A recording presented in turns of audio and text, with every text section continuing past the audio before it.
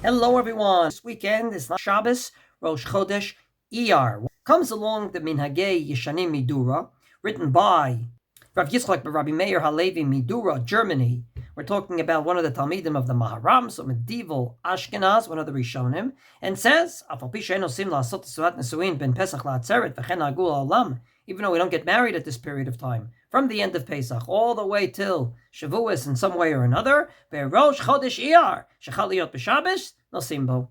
If Rosh Chodesh Iyar comes out on Shabbos, you get married on Friday. This is repeated by the Minhagei Tirna, Rav Yitzchak Isaac from Tirna. We're talking about the 14th into the 15th century. He quotes the Sharei Dura and says, shechal Rosh Chodesh Iyar b'Shabbos, az nosim bevav. When Rosh Chodesh comes out on Shabbos, you get married on Friday.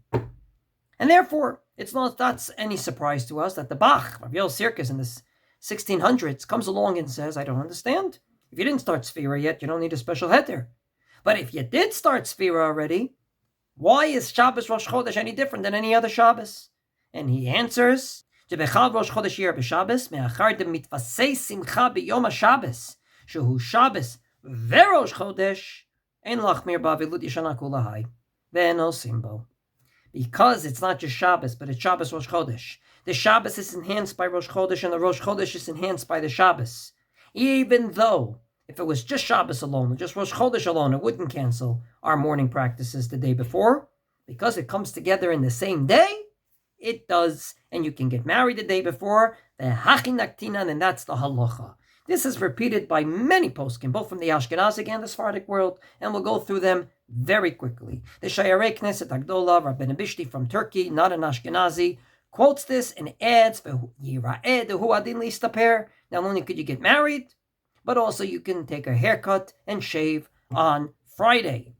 Shulchan Aruch Harav, Rav Shneur Zalman Miladi, the founder of the Lubavitcher movement, says exactly the same thing. If Rosh Chodesh comes out on Shabbos, you could lihistaper be'erev Shabbos, mipnei kvod Shabbos, v'gam lisai shabo bayom. And this is repeated by the Pri Chodesh the Sfardi. The Afagav de'en nosim nashim beRosh Chodesh Iyar de Alma, a regular Rosh Chodesh not. Geshechal b'Shabbos, me'achad mitvasei simcha b'yom HaShabbos, shu Shabbos v'Rosh Chodesh, ein lachmir ba'avilut yeshana kulahai v'nosim bo. If it's a Shabbos Rosh Chodesh, you can get married on Friday. And indeed, the Olat HaShabbos says this, and the Kaf HaChaim brings endless sources that say exactly the same thing. The Bach, Shayarei Knesset Agdola that we quoted, the Magen Avraham, the Pri Chadash, the Chok Yosef, and many others that allow both getting haircuts and getting married.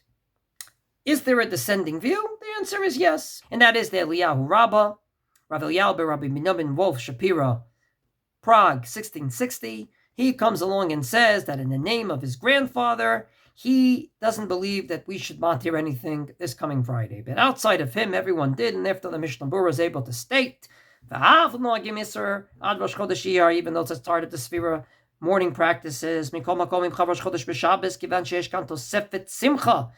for Rosh Chodesh, yesh ta'astir listaper be'erev Shabbos, mipnei kvod Shabbos, v'gam lisai shabo bayom.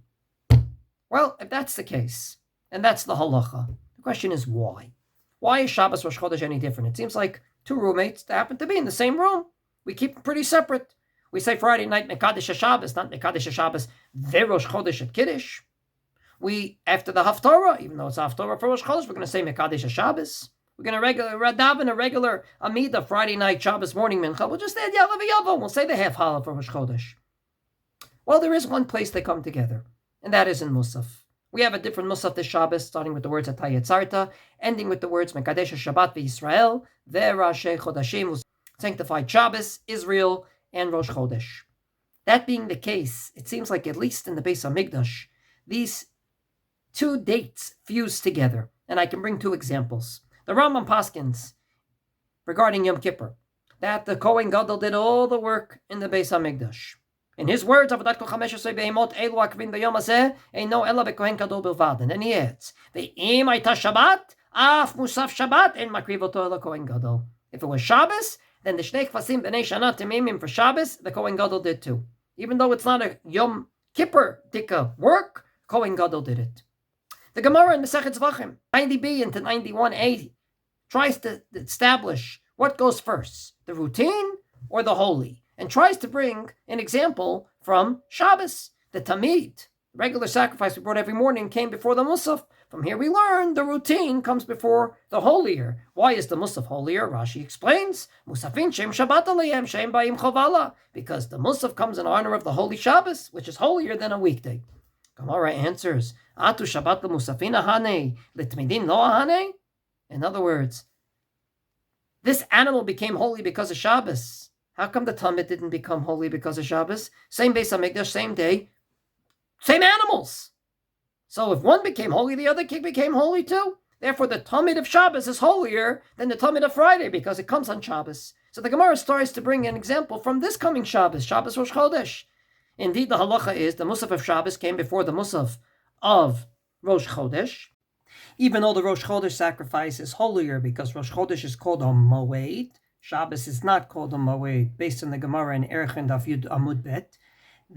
From here we can deduce that the routine comes before the holy. The Gemara refutes it and says, what do you mean the Rosh Chodesh sacrifice is holier than the Shabbos sacrifice? They're on exactly the same level. And then it explains why.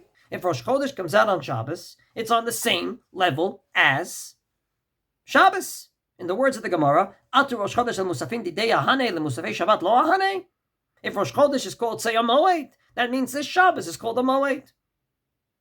And if Shabbos is called a holy day, then Rosh Chodesh is called a holy day because it came out on the same day.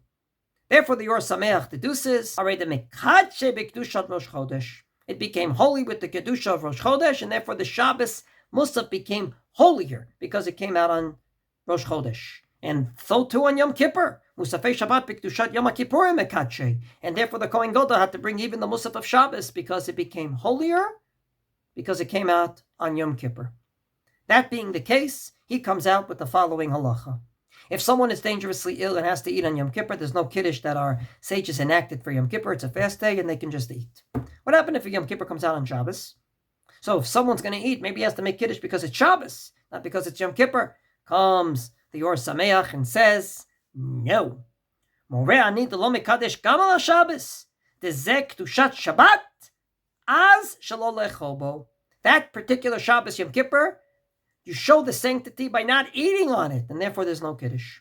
And I'm going to add one more nafkamina, and that is the nusach. There's a nusach for Shabbos, and there's a nusach for Rosh Chodesh. Chazanim don't want to show off, like to go back and forth in Musaf. They say, Yom HaShabbat, Shnei Chvasim B'nei Shana Temimim. Then when they get to Korbanot of Rosh Chodesh, they start saying, according to this, no, improper. You should have the same nusach. So side on one, and go the whole way, because Shabbos and Rosh Chodesh fuse. They fuse so much that we can take haircuts on Friday because of this special Shabbos and even get married that day. So we're about to go into a very special Shabbos called a Shabbos Rosh Chodesh that allows us to push aside the Sefira practices for Erev Shabbos. But we have one problem. There's a tzava'ah, a will of Rabbi Yehuda, a chassid that says, don't get a haircut on any Rosh Chodesh, nothing to do with Sefira. How do we overcome that this coming Friday, which is the first of the 2 days of Rosh Chodesh? More about that in the next podcast.